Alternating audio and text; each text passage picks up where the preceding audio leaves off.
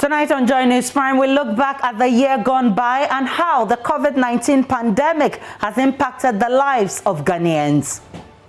I feel so sad because sometimes my friend can do something for me and I want to hug the person, but because of the disease, I can't even hug my friend or even give the person a peg. We'll also explore the efficacy of neem tree leaves in the treatment of COVID-19 patients and why herbalists believe in it. The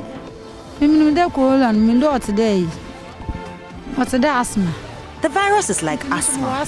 The mixture I do with neem would make you vomit. And as you do, you would remove everything from your body.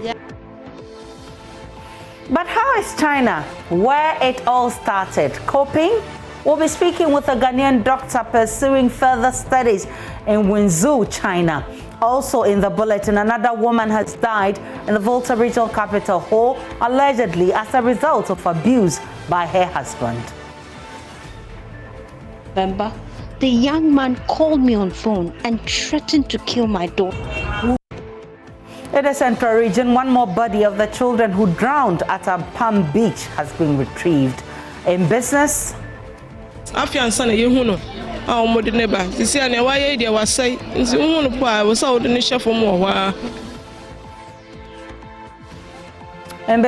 government prepares to present the 2021 budget to Parliament, former Finance Minister Seth Sekwe is asking government to check rising expenditure. And there is an apparent shortage of dog meat at Sandema in the Upper East region. We'll be finding out what could be causing the shortage. The dog meat is my favorite. Sometimes if I don't get it, I feel like going far to get it. My name is Aisha Ibrahim. Joy News Prime comes to you live from our Fan of Us studios in Kokomlemle on your digital terrestrial TV because we are free to air, and also on DSTV channel 421, Go TV channel 144. This is home of independent, fearless, credible and impactful journalism. Do stay tuned in.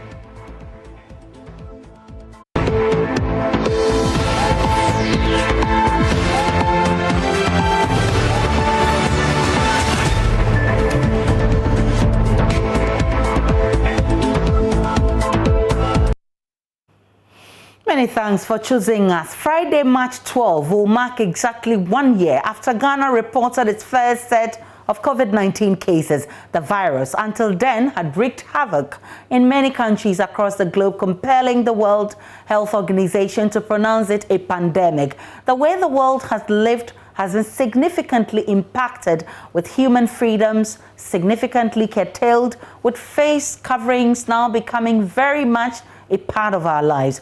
190 million people across the globe have been infected with the virus, out of which more than 2.6 million have died. Here in Ghana, the impact by way of life lost has not been as significant as elsewhere. Now, let's look at some figures up there. 656 people have so far died out of the 86,737 infections, whilst 81,299 have recovered or been discharged. Now, for a whole year, basic schools were completely shut. While some children had the benefit of virtual learning, most of them were simply at home, rusting away. The schools were eventually opened, but with new rules. School children cannot shake hands, hug, or even play actively in school like they used to. In this report, the children tell Judith Awotretando they wish the virus will just vanish so they can get back their lives. Sometimes I feel I want to remove it. It's itching my ears. 7-year-old Taya expressing frustration about the restrictions she's forced to follow as a result of the deadly virus. She's only a child and might not understand why she suddenly has to let go of all the things she loves to do, all in the name of the pandemic. Ideally, children are supposed to be allowed to explore their natural environment, socialize, and play. These activities might sound ordinary, but are in fact crucial to the physical and mental health of children. COVID-19 has stripped these children of such vital activities, even a hug. I feel sad because my closest friend, I can't even touch her again. And it makes me feel very unhappy because sometimes she is the only one to teach me my homework, for instance, because maybe she lives by my house and she can't even come to my house to teach me my homework. I feel very sad. I feel strange. I don't, because of COVID-19, so you can't hug your friends. I feel so sad because sometimes my friend can do something for me and I want to hug the person, but because of the disease, I can't even hug my friend or even give the person a peg. Initially, kids were forced to keep indoors for months. The rationale was to keep them safe from the virus, but they found it difficult to comprehend. When I was home, I was very boring. All I could do is just ride my bicycle, and sometimes I just go to church. I wanted to go to beach, and when I told my father said because of this disease, no.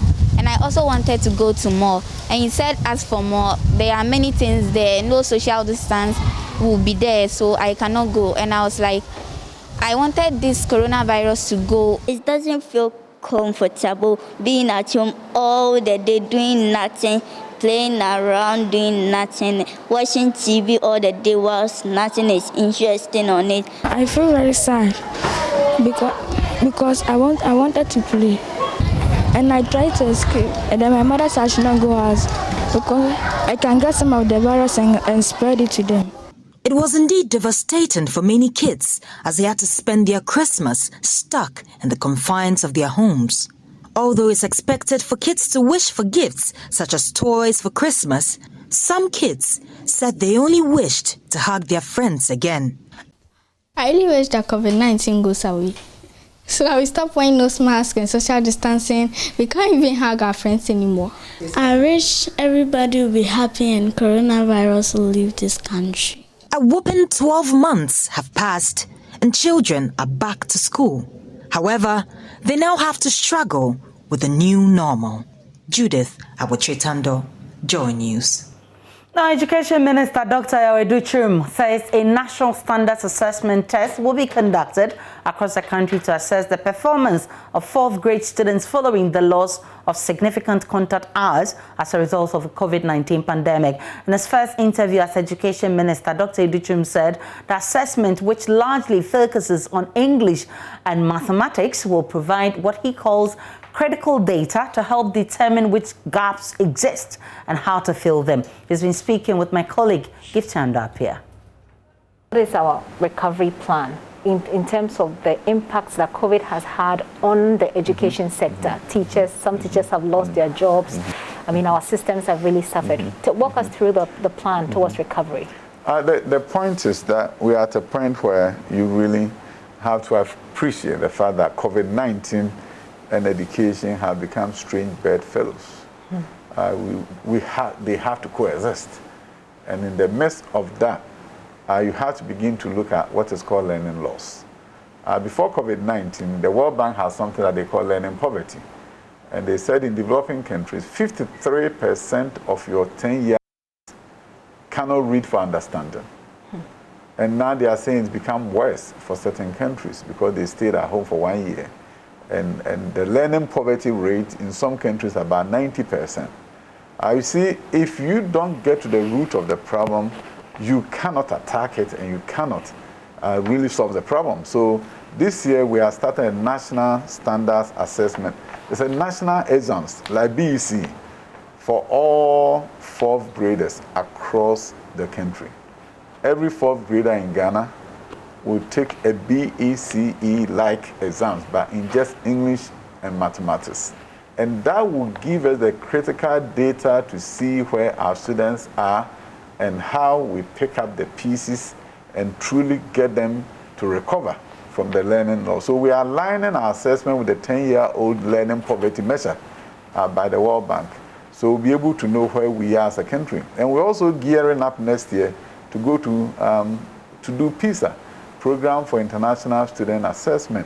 This is assessment done by developed countries and some developing countries. So you go in and you compare yourself to America and see how your students are doing. And if there's a huge gap, then you look at your curriculum and say, how do I address it?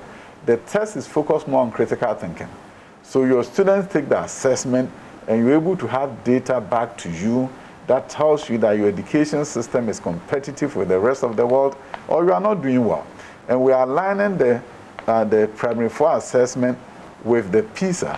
So we are able to know that if 20% of our students are not doing well or only 20% are doing well, then we go to the PISA and see what is going on there. So we are benchmarking the Ghanaian education system against other education systems of the world. My goal as the Minister for Education is that we will compete because you see the children of Ghana are so well prepared for the future in terms of psychologically. When you enter a Ghanaian classroom, the level of respect for the teacher, for the adults, you don't find that in some developed countries.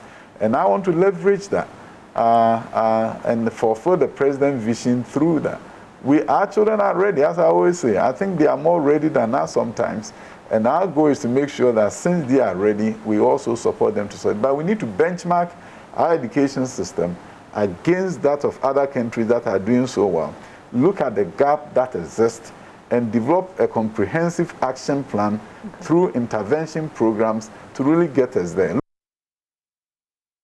Many children say they're having a hard time adjusting to wearing face masks for hours to prevent the spread of coronavirus. Some teachers who understand the frustrations that children face have innovatively explored ways of allowing children to socially distance and breathe without mask. They call it short breathing breaks. Judith Awachitanda has more in the following report.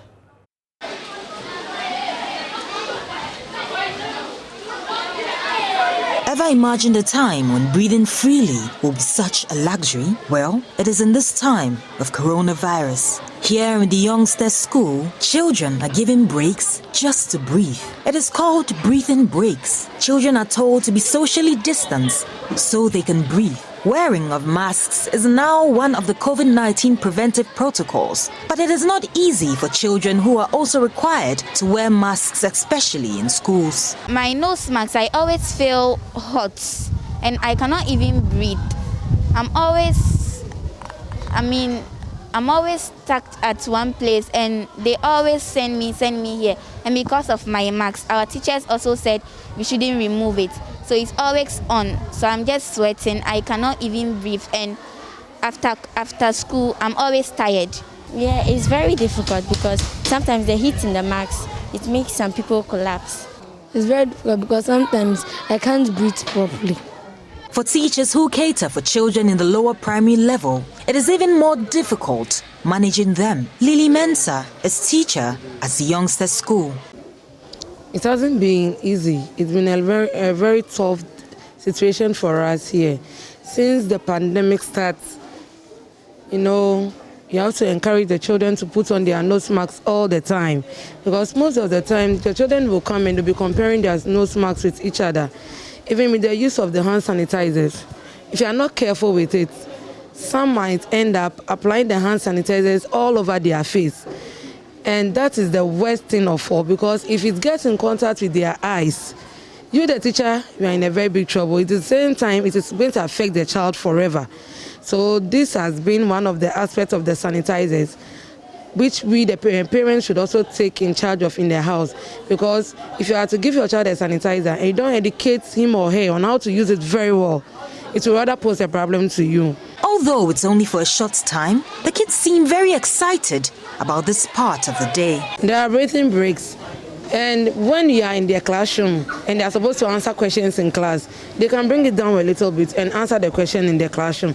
At least that will also enable them to get some fresh air, because it's not easy for them. Likewise, we, the teachers teaching, it's very difficult in it when you are speaking for a very long period of time. It is unsure when this virus would finally disappear, but one thing is for sure, that kids can't wait for that to happen. Judith Awachitando, Joy News.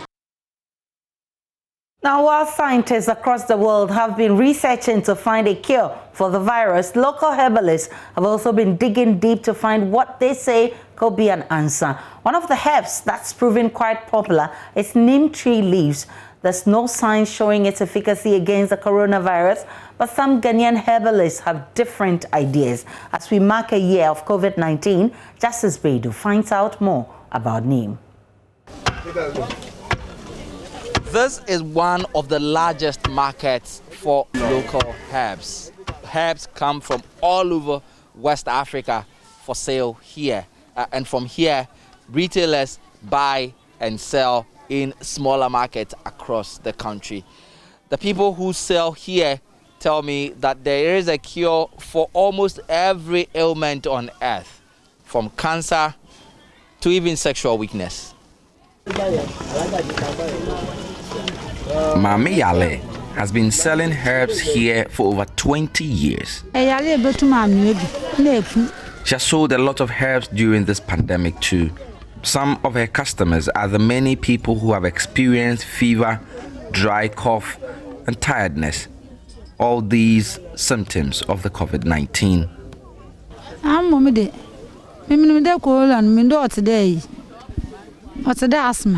The virus is like asthma. The mixture I do with neem would make you vomit. And as you do, you would remove everything from your body and you'll be free.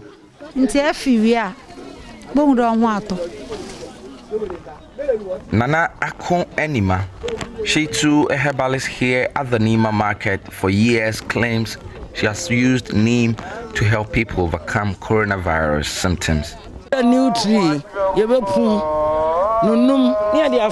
Neem leaves can cleanse your body if you steam it. It works against coronavirus when mixed with other herbs. You will sweat after steaming, and that is how you get rid of the virus.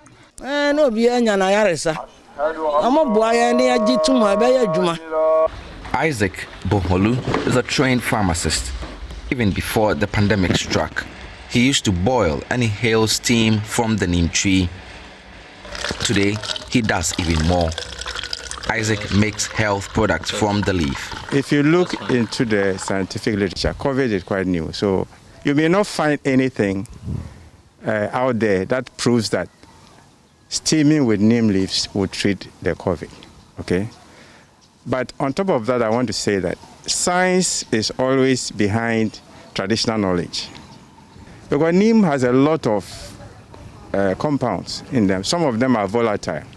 So if you put them in the water, the compound may come up in a vapor and then you inhale it. And who knows, it might be working for them. Like many other plants, neem grows in abundance almost everywhere in Ghana, and yet very little has been done to add value to it. With COVID-19 and the havoc it has wreaked, maybe this is the time to see if it is the much looked for cure. Justice Beidou, Joy News, Accra.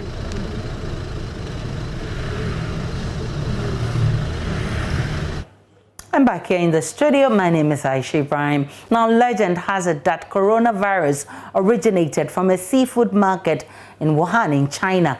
That story has been disputed and the actual origin is yet to be established. It's a fact, though, that China bore the initial brunt of the virus, and yet not much has been heard about how they have managed to succumb it. Now, joining us is Dr. Percy Akwete, who is a surgery PhD student at Wenzhou Medical University and the chairman of the Ghanaian community in Wenzhou. He also happens to have taken up music as a hobby and as a hit song on COVID-19. Thank you very much, Dr. Akwete, for staying up to join us. Thank you too for having me. Doc, what is the COVID-19 situation in China now, considering the world saw firsthand the debilitating impact of the virus through the eyes of China? As I currently speak, the COVID-19 status in China over here, we would say, is comparatively very good. Because we don't have any local infections as we would find in most places. Most of the infections that are reported are mainly infections that come out from people that come into China, mainly Chinese businessmen that are in other countries, and some other Chinese, some other people who return back to visit their relatives, and some little percentage of foreigners who come back to work these are the main reported cases that we see here these days. So how has China managed to keep the virus in check? With the management of keeping the virus in check, it's a whole lot of things. I think it's something that they started from when the virus began itself, from the use of technology. One side of technology mainly is by using something we call the green QR code. Now, for the green QR code, basically what it does is it tells you if you've been in a certain area or you've been with someone that has been confirmed as infected. So what this code does is it's on your phone, and anytime you walk into a mall or any other place, they check to see if you have it green. It's red, gold, green, as we all know it. And the green basically means you're free. Nothing has happened to you. If you hit gold, it means that it is likely that you probably might have been in a certain radius or an area where someone might have been confirmed. That if you exposes hit red, it means, you. Okay. Yeah, if you hit red, it means you're basically, it's possible that you might have been infected somehow. Okay. And aside technology, there are also some sort of government initiatives that have taken place that is enforcing the strictness of how people behave towards this. Example, even though China has had less spread in most places, sometimes you might hear of some spread in some places because of imported food, sometimes seafood most important. And sometimes when you have these cases, they might affect the people that got in touch or in contact with it. So food is also tested these days. And when this happens, basically that means that people need to be in check. So they insist, the government still insists that people still wear nose masks, especially when you're in a very crowded area. That is also one thing. And also the issue with asymptomatic cases. Over here in China, asymptomatic cases is not treated as it is basically described or prescribed by the WHO, where asymptomatic cases are basically seen as people who cannot infect others. Over here, if you're found asymptomatic, you're also put under quarantine and strict observation. So it's a whole lot of list of things. And also, most importantly, I think the respect for authority is also part of it. And people respect the rules that are set. If you're supposed to wear your nose mask, if you're supposed to show your green QR code, all these things are insisted upon. Also, when it comes to imported cases, as we all know, most countries would let people who get into the country after you're tested. If you're tested positive, the issue of strict quarantine has been relaxed in most countries. But over here in China, if you come and you test positive, whether you test positive or not, you are quarantined for 14 days. Now, after 14 days or within this 14 days, you're still tested to see if you might have been infected during your flight into China, because as we know it, sometimes you might get your infection on your flight, and now you need to take the PCR test before you board your flight and when you get to your destination too. So basically, China insists that people who travel into China will go through 14 days of strict quarantine. Now, after this 14 days, if you're coming from, if let's say there is a case of a couple of people being infected on your flight, they do something called 14 plus 7 plus 7. Okay. Now, 14 plus 7 means that after 14 days, if there is such case where others are confirmed as infected, you do plus 7 days of another quarantine. Okay. And then if there is still more cases confirmed, then you do another plus 7, and then finally you are left to leave. So these are many other things. A whole lot of things that they are the things in their whole list of them. I don't know if there's and aside the technology, we're hearing of some natural remedies that people are doing, including the inhalation and all of that. But across the globe, there's a vaccination program ongoing. Yes. How about China? Yes. Do they have a vaccination program? How is it going, if they have? China's vaccination program has been here since December, if I'm not mistaken, or even I think late December, that was when it started. And from the last time, before the Chinese Spring Festival, we had heard confirmations that over 53 million people have been vaccinated already. Okay. And I received my jab somewhere in January. Both jabs and everything is done. I need to go back to check to see if I have the antibodies present. So aside that, vaccination is going on. It's free for everyone. And for now, you vaccinate at your own will if you want to vaccinate or not. But people are being encouraged always to vaccinate, to go in to get their jabs, because, I mean, if you get it, you protect yourself, you protect your family, and we try to find ways and means to end this virus. Yeah. Okay, so you've taken your jab, but people have been wondering, as we talk about the AstraZenecas, the Pfizers, the Modernas, the Johnson & Johnson, we're talking about a number of vaccines across the globe. Which particular vaccine is China administering? China has its own vaccine. They developed two vaccines. The inactive vaccine, and then these vaccines were actually developed by Sinopharm and then another Beijing company. So these vaccines have been approved by the Chinese FDA, and also the clinical trials were done outside China in the UAE and some other countries. I've forgotten actually which country it is, but before it was confirmed, it was moved outside China for clinical trials to be done and so on and so forth before it was finally administered to people. So China is producing its own vaccine, and they don't use the other vaccines that have been produced by Pfizer and so on. You talk about encouraging people to take the vaccines. Are there people also in China who are skeptical about taking the vaccines? Me, for instance, when the issue of the vaccine came up, the first thing that came into mind is to talk to my family about it before I take it. I am a scientist and a medical doctor, and so I know how vaccines are made. Sometimes you need to be sure about these things, and being skeptical is the right way. But we are being encouraged because there's been a lot of tests and a lot of clinical trials that have been made, even though we didn't go through even though they didn't go through the normal procedure to get it done. I mean, it takes years before vaccines are confirmed. But this time, because of what COVID has done to the whole world and the issues surrounding it, enough tests have been done already. So for me, after confirming with my family and everything, I mean, we decided it's the right thing to do. Everybody needs to do it.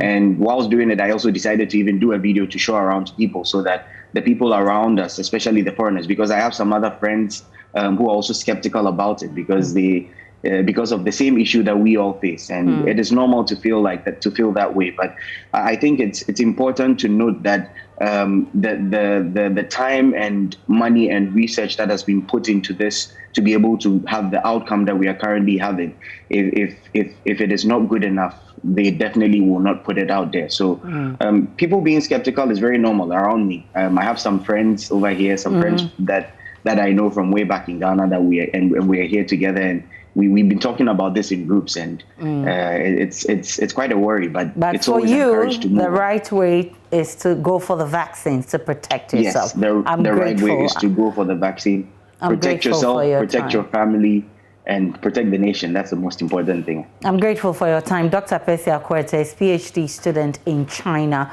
and he's been talking about China's experience. Still to come in this bulletin, another woman has died in the Volta regional capital, Ho, allegedly as a result of abuse by the husband. On the 21st of November, the young man called me on phone and threatened to kill my daughter. Elsewhere, one more body of the children who drowned at Palm Beach has been retrieved. We'll take a break. 5 days. After and son, you know, our mother neighbor. You see, and why idea was say, was out in the chef for more. There is more after this break.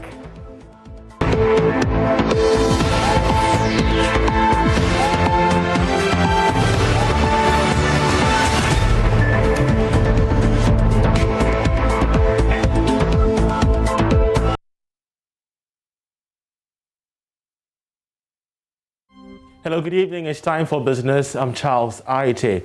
The former finance minister said Tekwe says that government must introduce stricter measures in the 2021 budget to check the rise in expenditure.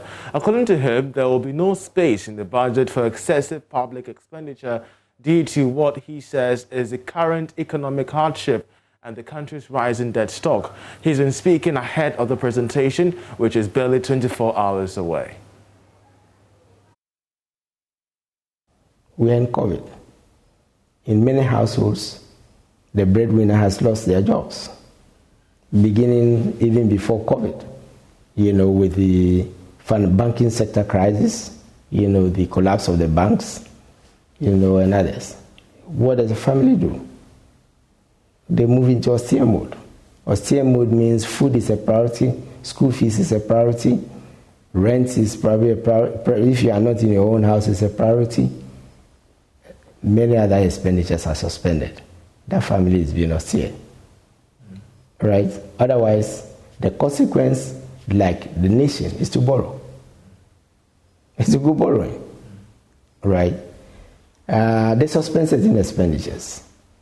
And therefore, government will have to follow suit. And that is why I found it, in my tweet recently that, the government is promising 100 billion Ghana cedis, of stimulus into the economy.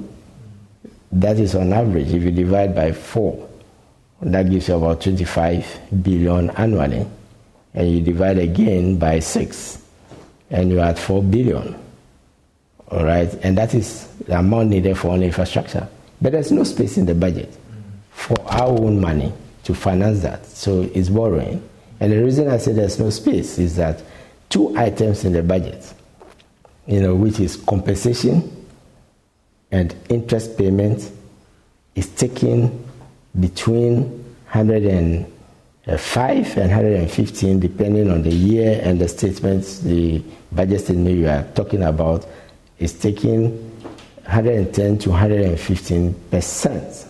There was a time when it shot up to almost 145, you added arrears and everything, of tax revenue, which means that you've exhausted your tax revenue and you're even borrowing to pay those 2 items before you come to the amount needed to service government offices, amount needed for development if you borrow the repayment. And so I remember this excludes amortization, repayment of principal, right? So I do not think that it's possible to defend investors and others except for those on the periphery. Now, with many winners bagging home amazing cash prizes from the star 7A star hash every week, 6 people have today bagged home 2,000 cedis each, with one going home with 20,000 in the just ended week 10 draw, of which we have more in this report. NLA 787 is a lottery company that seeks to reward customers every week with many prizes. Diana Eleblu, a human resource person from Wasei Kopong, is among 6 persons who won 20,000 Ghana cedis. She couldn't hide her joy as she was presented with a cash prize at NLA 787 headquarters in Accra. Kojo Pong is among the other 5 lucky winners going home with 2,000 Ghana cedis each. He adds his voice to Diana's. I have won 20,000 and I was happy, so excited. They are doing well because today I have gotten my money, 20,000. And what I have stick, it shouldn't give me 20,000, so it is rare. The people should continue. Those who have started should continue. Those who haven't started yet, to start it from today. I am an example to the whole world in Ghana. When I first had a call, I was like, I just got up from sleep. I was some few seconds, then the call came. So I was shocked. This is very real. It is even true to be real. That is what I'll say. Yeah, it's too good to be true. That is what I'll tell anyone that is watching me right now. Head of Customer Experience at NLA 787, Richard Akoto-Bamfo, says the company seeks to make many Ghanaians, especially the youth, rich with rewarding prizes. He encourages many to partake in their lottery games. With Star 787 hash, you have seen it all. This is not the first time. We keep doing it and we keep breaking it. This very day, you have seen 5 people being rewarded 2,000 Ghana cedis each, just as guaranteed last week. This Saturday is still on. You can be a part of the 5 people to take home 2,000 Ghana cedis each month for a full year. I mean, for 12 months, you are going to be paid 2,000 Ghana cedis. And this could be your moment. This Saturday, samely, you stand a chance. In this same ticket, with these same tickets, you stand a chance to take home 307,500 Ghana cedis, big jackpot prize. My friend, this could be your moment. Just pick your phone now and dial *787# and it could be your turn in time. Anyway, that's how we end this edition of Business. Coming up next is Sports to Stay.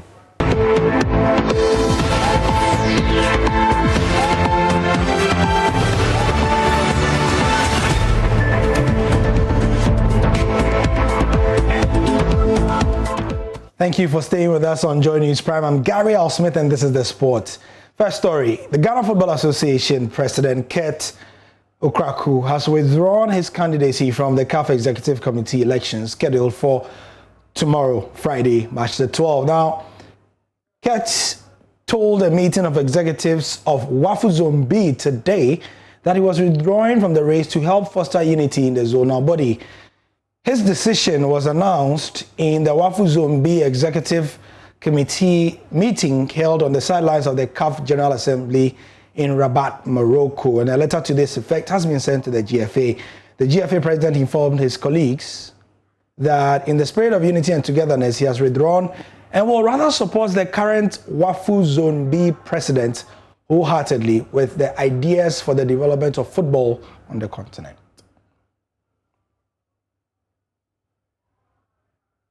Don't forget that tomorrow is the much-awaited CAF General Assembly, where it's expected that the elections will be done, and it will be in Rabat in the morning. And we'll give you all updates on that on our programs and social media platforms. Today, the entire Joy cluster, Joy FM, Joy News, Joy Prime, Hits FM, we've been marking a year fraught with pain, anxiety, and uncertainty for the deadly coronavirus and the pandemic that has followed, and the sporting fraternity have had their fair share. Bawa Hussein is the General Secretary of the Ghana Athletics Association. He's decried the effects of the pandemic on sporting activities in the country. We are going to mention what athletics has lost in terms of COVID-19 cases or COVID-19 impacts, both on the administration, and the athletes themselves. Time will not permit us, but I can just paraphrase it. We've lost a number of sponsorship deals. We've lost competitions. We've lost African qualifiers. We've not able to even go through one tenth of our program last year, and the effect is still daunting on us up to now. We are not yet out of the woods. Just last week, the African cancelled or postponed the African cross country in Togo. And I'm not even sure whether we will have the African Championship in Algeria, let alone thinking of West African Championship in Cote d'Ivoire. On the local front too, it's looking very dicey. But the protocols the World Athletics have asked us to do before we can go in for competition is too high. The cost is not a joke. That's why most of the African countries are not able to organize any big event. So we're also looking at how to be able to manage this situation. It's still not easy. Our sponsorship is dried up. Our local athletes are struggling, except the foreign-based athletes that because they have the facilities and the personality at their place, they are able to compete, and they are competing very well. Ahead of the March 15 Ghana Olympic Committee elections, presidential candidate Richard Akpokovi says he will do all he can to promote the interests of Ghana sports if elected. He made the promise during his manifesto launch in Accra this evening. Enjoy Sports as Arabidia was there. The former General Secretary of the Ghana Olympic Committee, lawyer Richard Apokavi, says he has what it takes to change the fortunes of Ghana's sports if he is elected as president. The committee goes to the polls on Monday, March 15 to elect new executives. The Accra-based legal practitioner has promised to put the interests of athletes at the center of his administration, build strong national federations, run an open, transparent and inclusive administration, and rebuild the GOC brand. Speaking after his manifesto launch, lawyer Apokavi is committed to executing a 4-year strategic plan. Athletes are our focus, number one. We are who we are because of the athletes, and it's important that we recognize their role and make sure that they are part of the decisions that we take, and we are able to make sure that they achieve their objectives. Because it's not fair on the athlete if for instance, this year we are supposed to be in Tokyo. We have 4 qualified athletes, 2 boxers. They have been in Ghana here for how long now? No competition, nothing, no support really. It's not fair. How do you expect him to go and win a medal? We need to have deliberate plans and deliberate strategies to help them to be able to achieve their objectives in life. Lawyer Richard Apokavi is up against incumbent Benunu Mensah, who has served a 4-year term as GOC president. The former president of the Ghana Hockey Association believes he is the right man for the job. Because I'm the better candidate. I'm more committed, more passionate, and I believe I'm more competent, and I have more experience in terms of the Olympic family, gathered more experience in terms of what to do, and most importantly, I bring unity of purpose to the team and to the Olympic family, so that everybody will be prepared to work with me. Everybody is ready, willing. Even those who support him are willing to work with me because of the kind of leadership I bring and the kind of person I am. Team Apokavi is passionate about deepening partnership with major stakeholders, including the Ministry of Youth and Sports and the National Sports Authority. In the Europa League, its full-time game just ended between Man United and AC Milan. 1-1, it's finished. The new Ivorian boy, now Amad Diallo, scored on 50 minutes, but late, Milan equalized from a blunder from Fred and leading to Kier scoring to make it 1-1. I'll give you more detail on the other side of the sport. I'm Gary Al-Smith. Thank you for your time. Take care.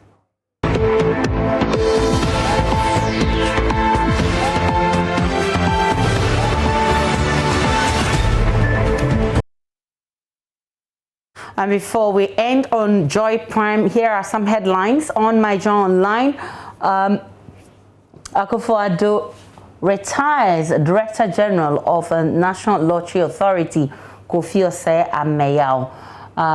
If you log on to My Joy Online, woman dies in Ho after boyfriend allegedly assaulted her.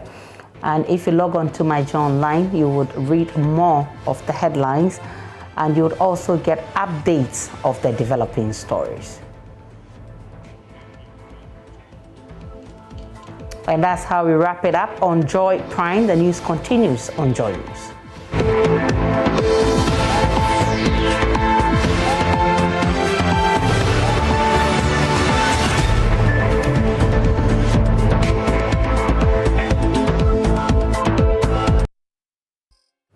And it's time for Showbiz. Becky is here with the very latest from that world. Hello, beautiful. Hello to you, Aisha. How you doing? I'm good. How are you too? Fine, thank you. It's been a while. I miss you. Oh, me too.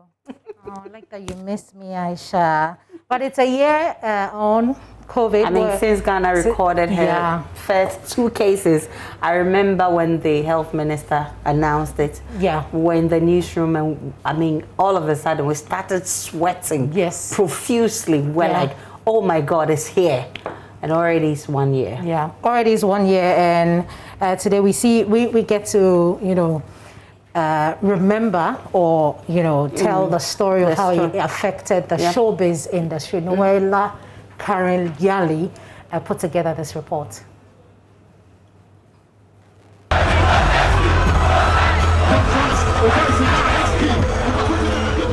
On the 22nd day of March, the President of the Republic, Nana Akufo-Addo, made this pronouncement. Effective 1 a.m. on Monday, 30th March, some 48 hours from now, I've imposed, pursuant to the powers granted the President of the Republic under the Imposition of Restrictions Act, 2020 Act 1012, restrictions on movement of persons in the Greater Accra metropolitan area, Ghana. This was the beginning of what many creatives, stakeholders, and showbiz fanatics have described as an awful year for those in the sector. Yeah, Of so course, COVID has changed our way of life. Yes, because it's still here with us. The National Commission of Culture, Music and Creative Arts Council, they're organizing a campaign against COVID. Okay. And so we were there earlier today, and Mr. Dia Lo is country rep for UNESCO Ghana. He spoke to Joy News. Coronavirus is real. Coronavirus is very real. The coronavirus is real. So the coronavirus is indeed real. Coronavirus is so real. Well, as we reminded, this is an initiative, a joint initiative, ECOWAS and UNESCO, to support the 15 countries of ECOWAS in education, science and culture in fighting against COVID-19.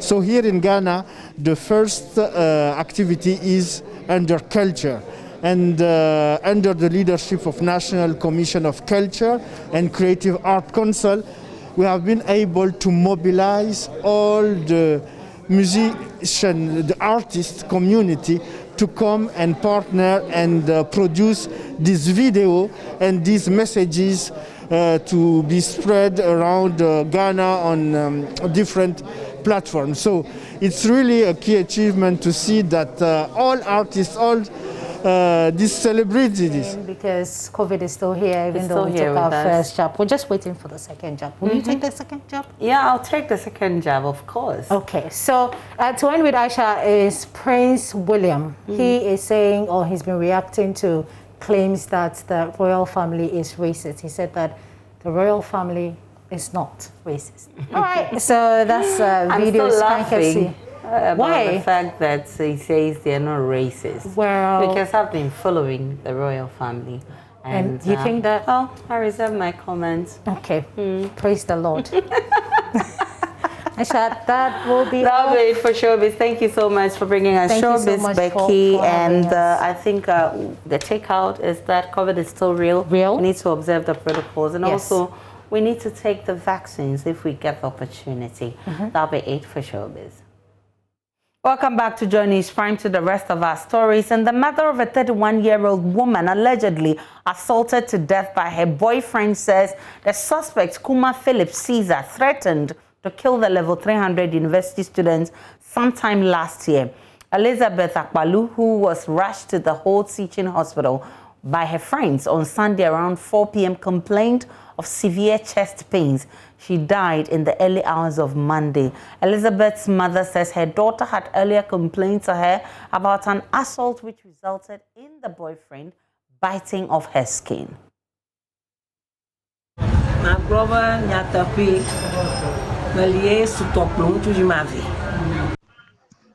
my daughter introduced Caesar to me as her fiancé. She complained to me on the phone one day that the young man beat her up after a little misunderstanding. And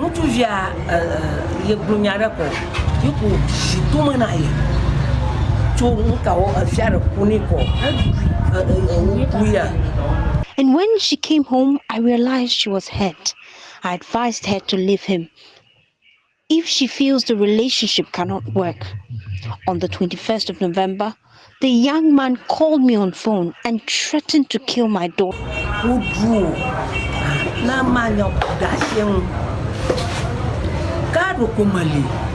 21st November 2020.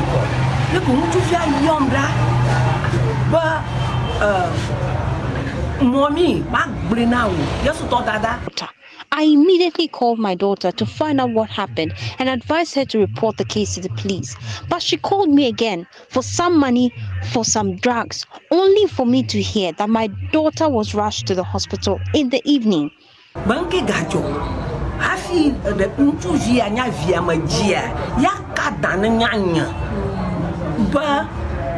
Numa wuya ya ganki ganyen wana wu.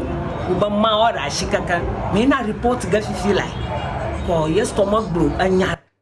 Medical reports suggest a deceased reported to the hospital with headache, general body pains and injuries to the left shoulder with swelling on the upper right eye. The sister of the deceased spoke with Joy News. We want the man to remain in police custody. The man's family knows this is a murder case and their son was wrong. So they should not call for an out-of-court settlement because we will not accept it. He should be in prison.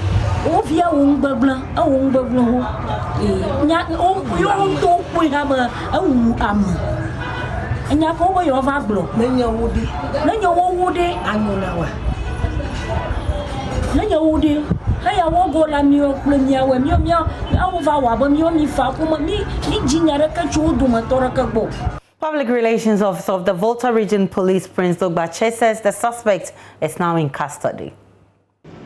So the Regional Police Command had information from the old teaching hospital on Monday, very early in the morning, about the death of a student of EP University who apparently was sent to the hospital on Sunday about 4 p.m.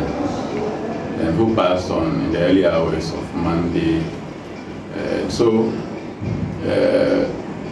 That is a subject of inquiry, and so the command has initiated investigation into that incident.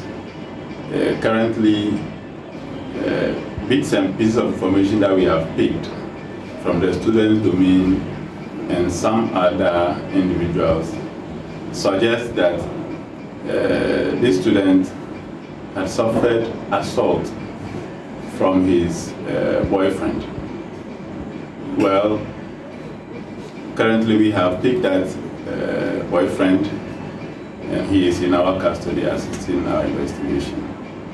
As is normal with deaths, the key thing will be the pathologist report, which can either confirm or contradict that account being the cause of the death of this student.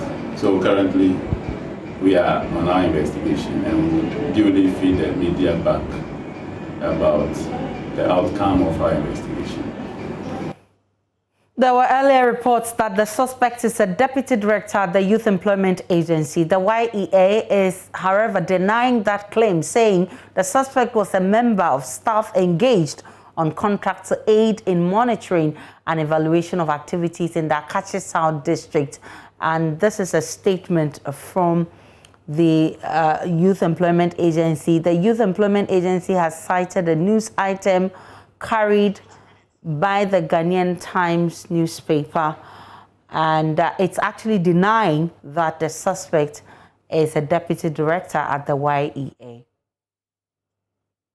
Police in the Central Region on Thursday retrieved another body of a teenager at Mankwadze Beach, not too far from Apam Beach. The retrieval of the body of the 14-year-old brings to 13 the number of teenagers confirmed to have drowned in the Apam Beach tragedy. Traditional authorities at Apam are still performing rites to enable them retrieve all the bodies involved. The running mate of the NDC flag bearer in the 2020 election, Professor Jane Nano Pokwajaman, was also at Apam to commiserate with the families of the teenagers. Richard Kwejanyako has more. The body of 14-year-old John Arthur was washed ashore the Mankwazi Beach early Thursday morning. His body was almost decomposing when the police proceeded to the spot. John's mother, Celestina Mensah, a mother of 3, has been nursing the hope of seeing his son once again since Sunday, but that is never to happen. News broke early Thursday morning that the son's body has been spotted at the beach almost decomposing. Her heart is shattered. Her hopes have been dashed. Nyame me kofa na ya kofa na basisi ani ya meba. Enne ka ho 5 days. Afia ansa na yehu no. A omode ne ba. Sisi ani wa ye dia wasai. Nti hu no po a wo sa wo de ne chefo mo wa. What they are going to bring now is my son. He has been there for 5 days. We have just seen him. He is now decomposed. I don't know what we will do than to bury him now. My heart is broken. All I can say is that the parents and the children... Sunday special every month. Here, we should be careful. The children should be obedient to their parents. If they had heeded to the advice of their parents, all these wouldn't have happened. We advised them against the Sunday special, but they wouldn't listen. This is organized every month. When they come here, the police and the elders chase and even cane them. The children saw that the elders wouldn't take kindly to them taking part in the Sunday special, and so they decided to go far away from us. Where they went to swim is an area no one goes there to swim, even though it is at Apam.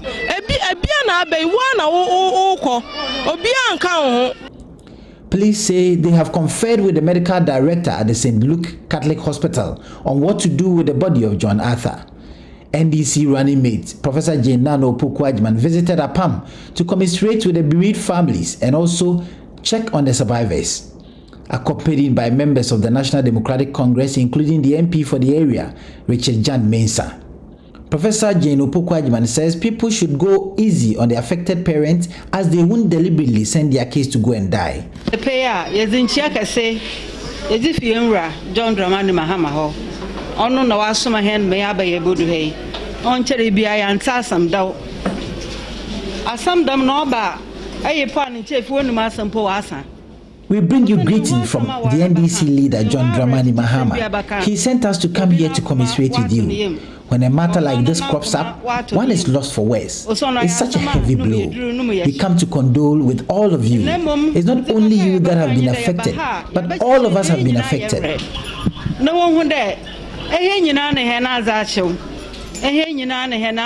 This could happen to anyone. When it happens like this, it's the women that take the flag. What they do say is that we did not bring up the kids well. We are pleading that the harm has already been done, so we need to go easy on them.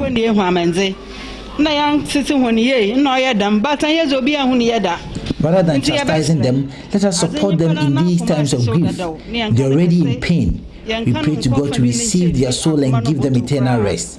We all need to be careful so we don't cause such disasters. For now, traditional authorities at Apam are still performing rituals, so the remaining bodies in the sea, if there are any, would be washed ashore, so the necessary rites would be performed. A mass burial is expected to be performed for the 13 teenagers on Tuesday. The NDC running mate provided some financial support to the bereaved families. Reporting from Apam, my name is Richard Kwejenyakun for Joy News. And from the central region to the upper east region, reports of a shortage of dog meat at Sandema has got quite a number of people talking on social media. According to the GNA report, dog meat sellers at Sandema and the Bolsa North municipality of the upper east region were disappointed they couldn't get dogs to buy from the major markets in the area to slaughter for their customers. Dada B, a popular dog meat seller at Sandema, told GNA, I went to the dog market this morning at about 9 a.m. only to realize there was only one dog in the market for sale. The meat is quite a delicacy for many people. Now, joining us via Zoom is our Upper East correspondent, Albert Sori, to help us understand why the shortage of dog meat is an issue. Albert, can you confirm, first of all, that there's indeed a shortage of dog meat in Sandema? So, what I was saying was that dog meat normally is not available every day of the week. So, there are times when you will actually go to buy and you won't get it because of the instance that has been explained in the story. Maybe the person who is selling goes to the market and doesn't get it to buy. So as we speak, the situation may have changed from when this report was done. But as at the time, yes, there was a shortage. So how does that happen, especially as the report says other kinds of meats are available? So dogs are not reared for their meat, like it's done with cattle and goats and sheep and all of that. But I mean, we all know that in this part of the country, some people consume dog meat. So the person who sells normally would have to go and look for the dog and come and, kill it for the meat, and the consumers will come and buy. So that is the nature of the business. For most of the people who do that business, it is not every day they get the dog to kill. You understand me? So people normally would take a dog to the market to sell because it's no longer a loyal pet, or it is creating problems. Maybe it has eaten somebody's chicken or something, or it is showing signs of, if you like, it's being too wild on people in the community. So those who sell the meat would normally rely on such people to buy the dog. So I've been speaking to one of these people who sells dog meat, Emmanuel Dakra. We can listen to him on how the business really goes. Currently, as it stands, if we are looking for a dog to sell, usually we go to, we roam in so many places. We can go to Zoko Market, we can go to Bongo Swine, we can go to Naga, then the Bolga Market itself. Really, not much say, but sometimes you go to the market and the prices are sometimes the problem. As high as 400 Ghana cedis, 350. So sometimes when you go and you see that with that amount of the price, you can't sell and get your money. That means you need to leave it. So if you do it very well, you'll get a price because they want fine things. And the dog is one of the best meat you can ever find in our history, especially between the Frafres and the Dagabes. The Frafra is it's a unifier. It has united us right from our grandfathers up to now. The dog has been one of the best meat, and it is a unifier, to be frank. It has made us very good. Listen. So, as a Dagatima, when you find yourself in the Bolgatanga and the Frafra community, this one I'm telling you, and the way I does it, very, very good. So because of that, I can tell you that yes, there's profit in it. Well, Albert, is this shortage specific to Sandema, or it's an issue in other parts of the region? Yeah, in this particular instance, it was Sandema because just when I was talking to this man, he had finished selling, what he had on sale for today. So it is not everywhere in the region. But like I said earlier, dog is not something you get every day to buy. Everybody understands that. So when the person who is selling sometimes even has it, there are people who rush to go and buy everything before everybody comes. So that's just how it is. Yeah. So he's talking about how special dog meat is, and he talks about it being a unifier. I mean, since their grandparents' days. But what can you say about this dog meat? What's so special about it? When you talk to people, it tastes similar to. Let me say it's similar to pork, except. Have you tasted it before? Yes, I have. Yes, I have. Okay. And it's not something I want to consume every day, like you hear from some of the consumers we'll be listening to. But people generally feel that it is special. I mean, it is even unusual to hear people saying that they will eat a dog. So. I mean, that's what makes it very special. Okay. And we can listen to some of the patrons of dog meat whom I spoke to earlier today. The dog meat is my favorite. Sometimes if I don't get it, I feel like going far to get it. So if I don't get it sometimes, I always just buy this pork meat to manage for the day. But I like the dog meat more than the pork because why is dog meat so special? It's a sweet meat for us, and it's even a meat that we like since day one. It started from our forefathers. Comparing it to... My name is Douglas, but the Gati by tribe. They sell the dog meat, is very nice, and then the Frafrais are challenging with the dog meat. So anytime we don't get the dog meat here, it's always a problem. Like when we come and then like the meat is there, the fries are wanted to buy the head, and then we too wanted to buy the head. So it's like maybe the customer, the one who is selling, always give us a high price so that it will be like we are be competition to buy the head. My name is Akolgayin Barnabas from Sokabisi. That I'm the owner of the shop. I like killing the dogs more than the pigs because the people, they like chopping the dog meat more than the pigs. And sometimes I always go to the market because they are expensive. If I can't get one, at least I have to try myself and get the dog for my people. Because when we go there, we always have customers.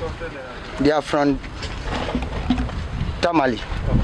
They always bring to us. And some of them, they always bring the dogs to the various houses. The communities, the villages, they will bring it. So when we can't get to buy from the community or the villages, the governments always give it to us. And then we can get it. Okay, so there's actually a challenge, a dog challenge between the guys and the Frafres, right? Okay. Yes, Aisha, it's something that has been there for generations. And when you meet a Dagati and a Frafra man, the dog is always at the center of the jokes. Anything at all can be said and nobody takes offense. It's been there for many, many years. Okay. And in Accra, sometimes you would hear that they've organized some games between the Agabes and Frafres, and the trophy is a dog. So yes, it happens. And really? It's something, yes. It's You're something kidding me, Albert. No, I'm not kidding you. It happens here between the Frafres and the Dagabes. Once is a challenge. I think you should go get one. I mean, this is on me. Go get a dog and I'll pay for it, Albert.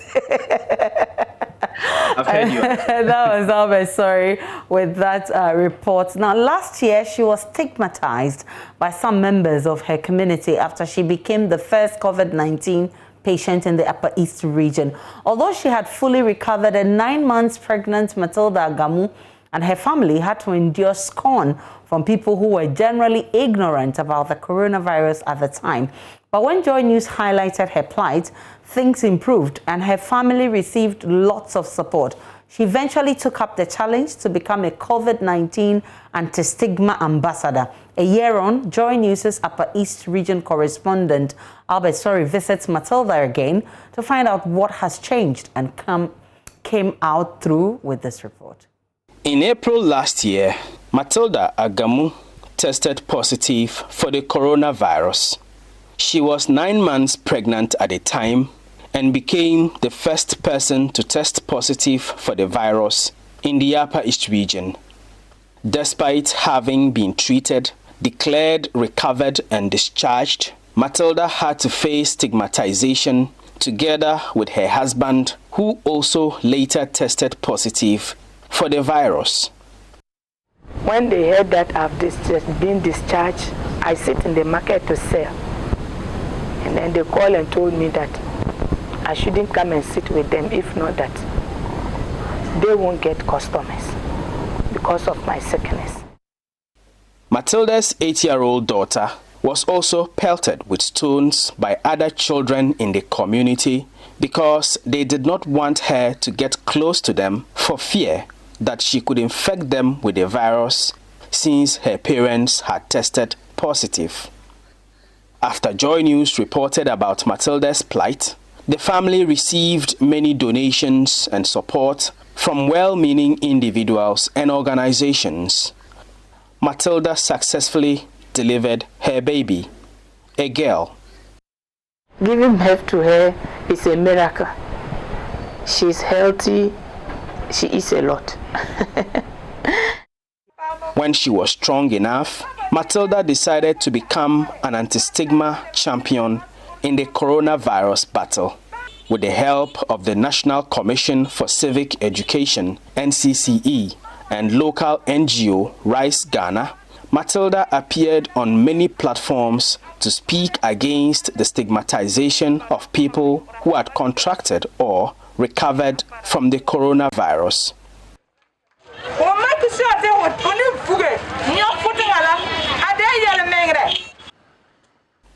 Almost a year on, I am back to visit Matilda Agamu at her home.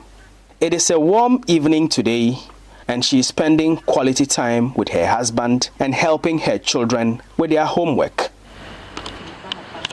I use my eyes to see. I use my nose to. Less than a year ago, they could not have sat in the front yard of their home like this because of the scorn that could come from people in the community. Matilda says all that has now changed. Ever since the media came and then other people came, I've not been stigmatized, nor my family. God-fearing people came in and helped me. Thank God, we are able to get, the Nigerians will call it keke, that is can do. That is what we are now using for our daily basis to feed the family. She also gives us an update about her COVID-19 ambassadorial activities.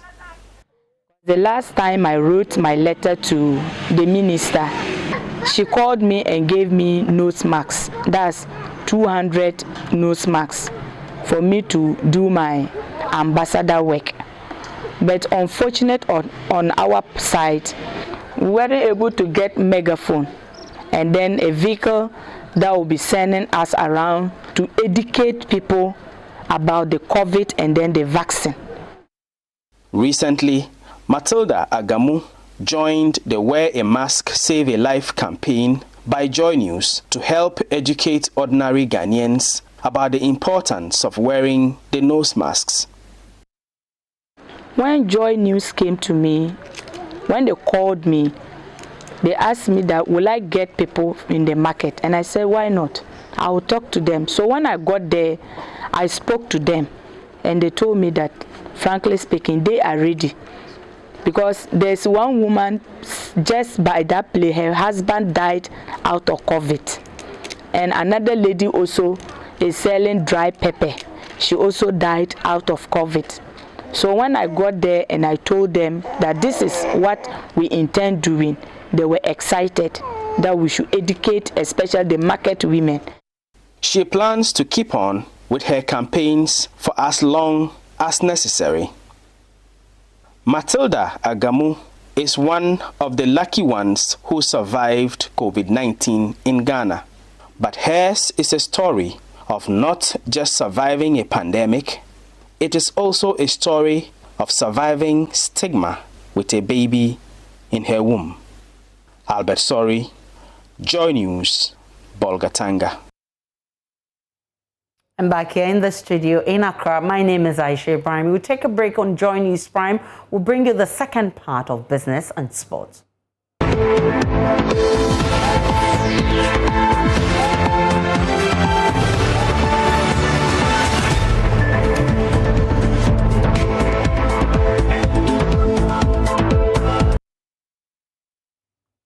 And we're back with more business. Ghana attracted a foreign direct investment of $2.6 billion in 2020 despite COVID-19 pandemic. Let's listen in to Yofi Grant, the Chief Executive of the GIPC. FDI on the back of disrupted supply chains and trade globally. And so we expected that we would see a significant drop in foreign direct investment. But incidentally, it didn't happen like that. By the second quarter, we rather saw a leap. And by the first half of last year, 2020, we had already chalked some about $780 million of foreign direct investment. And so it was extremely encouraging. It was very clear that the Ghana story and the Ghana opportunity had hit home. But by the end of the year, we came out with even more remarkable results, and which I'm going to report to you. By December 31st, 2020, total foreign direct investment that we had managed to register and record in our books, and that consists of what comes in through here and the other agencies that also register foreign direct investments, like the Petroleum Commission, the Minerals Commission, the Free Zones Board. And we actually had a remarkable figure of $2.97 million, which is $2.650 billion. Now, this was against all our expectations because of what had happened globally and because of predictions made, and I dare say is a testament to the confidence that investors have in the Ghana economy. Indeed, our numbers tell us that for 2020, Ghana, with Nigeria, attracted the second highest foreign direct investment on the continent. The first was Egypt with about $5.6 billion. Indeed, between Ghana and Nigeria, we both did about $2.6 billion in foreign direct investment.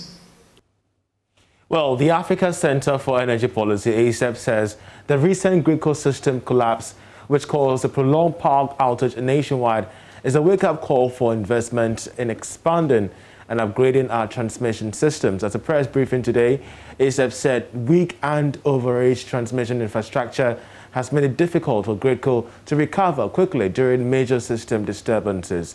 Listen to policy analyst with ACEP, Kojo Yauche. There is a need for significant investments in expansion, addition, and upgrades of the transmission system to improve transmission in the country. The recent nationwide total collapse of the system is a wake-up call for the country to begin realizing that it is urgent now than ever for significant investments in the transmission system. Now, for specific actions on the transmission issues, we acknowledge that the sustainability of GridCo depends on a reformed power sector that pays for the investments in the transmission of the power sector. The fiscal position of government currently makes it difficult for the budget to continue to sustain investments in the transmission system.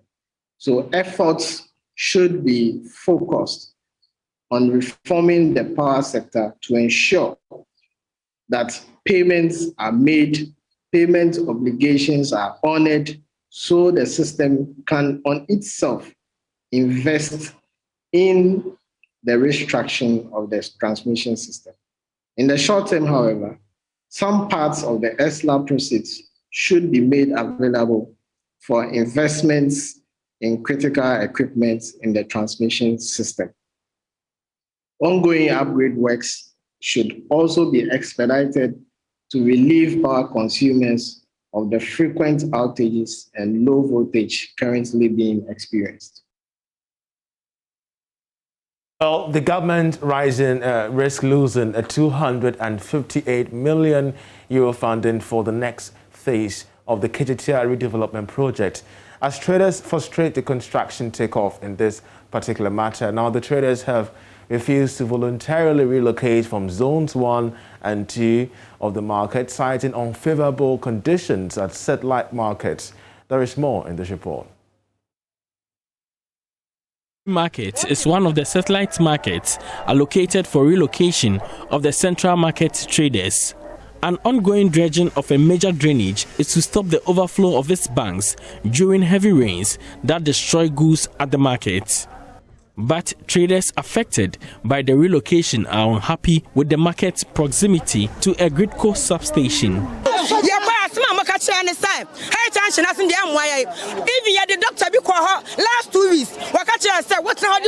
Doctors claim the high tension at Abinchi has a lot of effect on our health.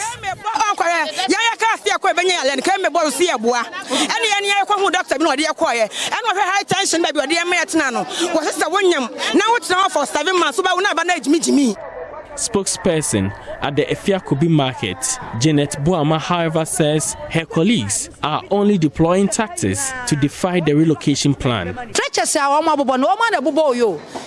Some force should be applied in evacuating them.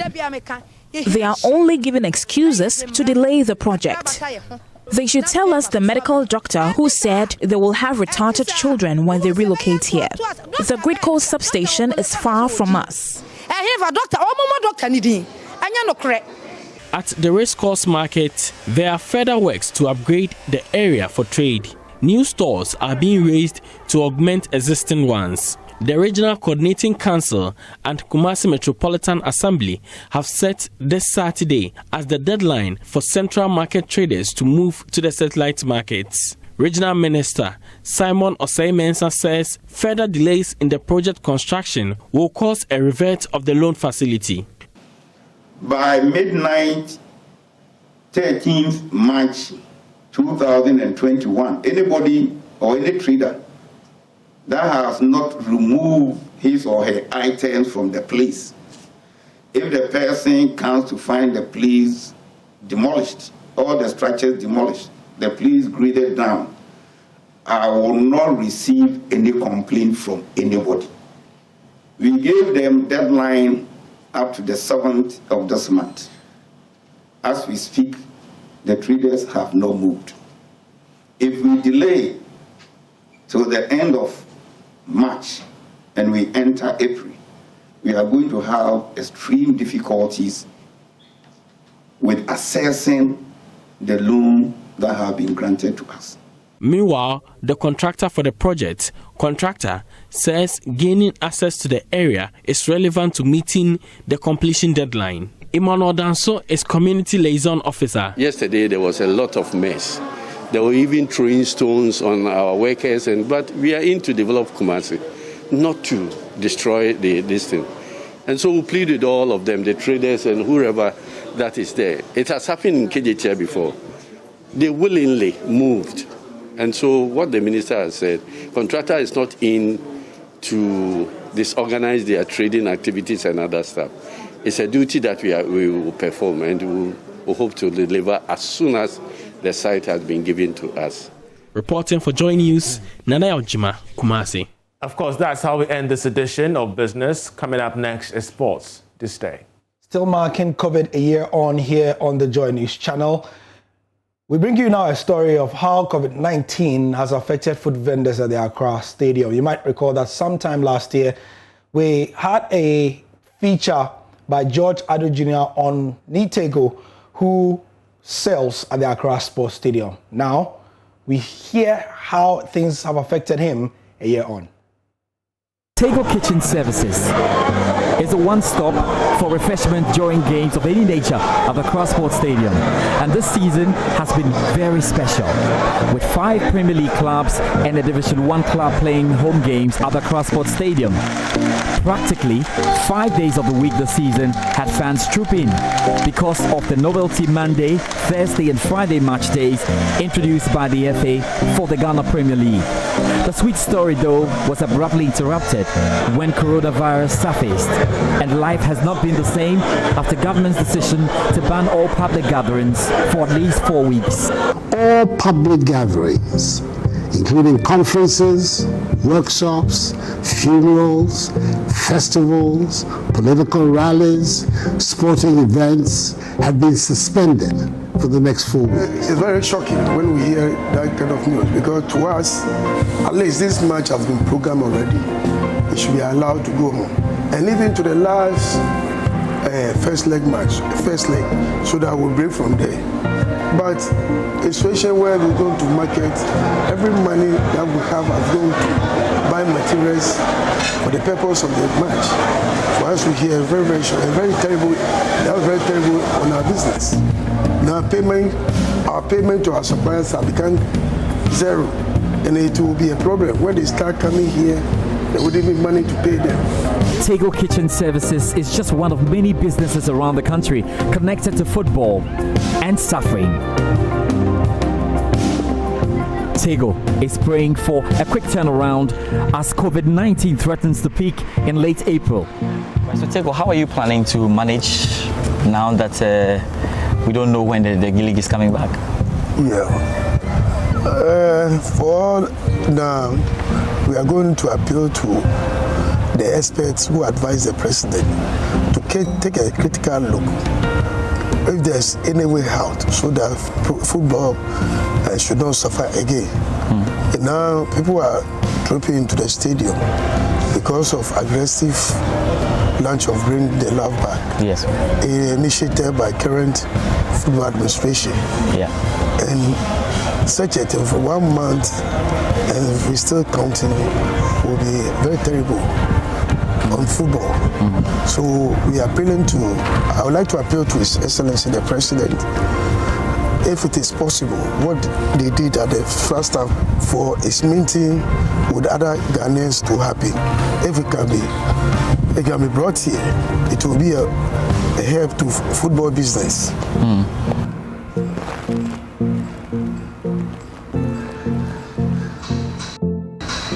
So until football returns, businesses connected to it may keep on suffering. That's it for the sport. I'm Gary Al Smith and handing over to Aisha to finish the news. And of course, that'll be it for the bulletin tonight. For more news, log on to myjohnline.com. Some of the headlines you'll be finding there: Akufo-Addo retires Director General of National Lottery Authority, Kofi Osei Ameyao. Also, woman dies in Ho after boyfriend allegedly assaulted her. And dog shortage hits Sunday market.